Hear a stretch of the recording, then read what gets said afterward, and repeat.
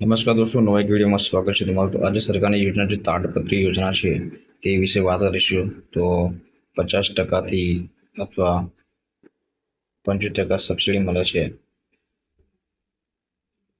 એની આપણે વાત કરીશું. ફોર્મ ભરવાની છેલ્લી તારીખ 26/4/2026 છે અને શરૂ છે 27/3/2026થી ચાલુ થયું છે.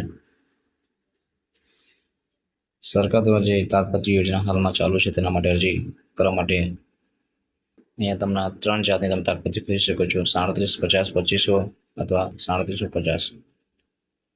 અલગ અલગ સબસિડી મળે છે તમને. અપ્લાય કરવા માટે તમે નજીકના CSC સેન્ટર અથવા જનસેવા કેન્દ્ર અથવા મને વોટ્સઅપમાં ડોક્યુમેન્ટ મોકલી શકો છો. તો હું ફોર્મ ભરી દઈશ.